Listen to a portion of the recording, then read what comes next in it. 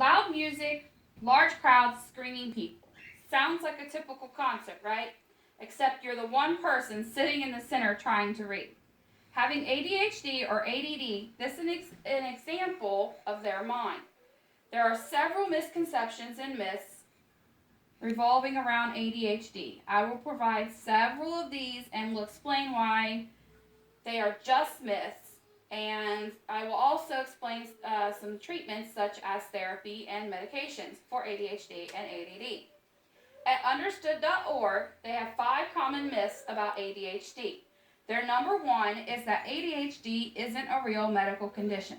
The National Institutes of Health, the Centers for Disease Control and Prevention, and the American Psychiatric Association all recognize ADHD as a medical condition.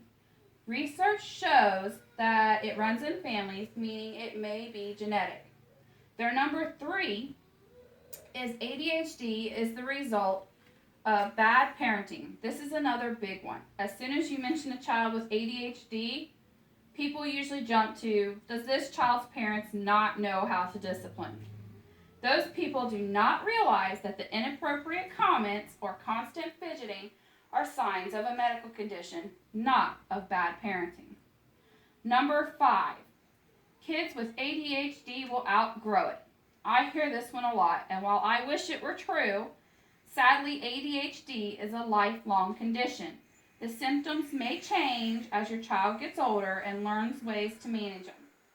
The author of these myths on understood.org is Amanda Morin.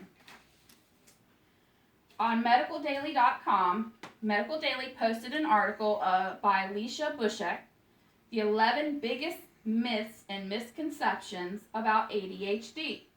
A few of the ones she mentioned are, only kids can have ADHD.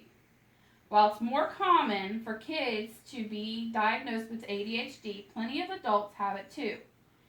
There are some that even after the age of 30 are diagnosed with ADHD or ADD. The next one that she mentioned was there's only one type of ADHD. There are actually 3 main types: inattentive, hyperactive, impulsive, and combined, which is when a person has symptoms of all 3: inattention, hyperactivity, and impulsivity. All you need are medication to treat ADHD is another one by her. While medications like stimulants, such as Adderall or Ritalin, or one of mine is, we have Concerta, which is of the Ritalin family, and we also have methylphenidate, 10 milligram, which is also in the family. It's a generic of Ritalin. And non-stimulants, such as clonidine, are often necessary to curb ADHD symptoms. Typically, a combination of these with therapy or behavioral treatments are an effective way to treat ADHD. Treatments for ADHD can include, according to Cincinnati Children's Pharmacological Treatment, psychostimulants are the most commonly used ADHD medicines. Treatment with a psychostimulant is highly effective in 75 to 90% of children with ADHD. Psychosocial treatments, which are classes in behavioral management skills, are designed to address the special challenges associated with parenting a child with ADHD and can help to both improve the child's functioning at home as well as reduce stress for all family members. Behavior management skills may include use of timeout or a point system. Teachers could also be trained in behavior management skills.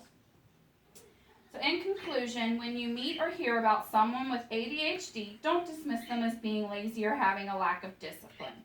Most chances you won't even know unless that person's in the process of finding the right treatment. Please don't judge someone for giving medications to their children either. If done correctly with a specialist for behavior issues, it is helpful to that child. The medication does not make a child zombie-like. If it does, it's not the right dose, or it could be not the right medication for that child. It just depends on the child. It's a trial and error. My son has combined ADHD. And I have 6 boys, so if I said, tell me which one has ADHD, more than likely you would get it wrong. His medication helps him concentrate, but he's still active just as much so as his brothers.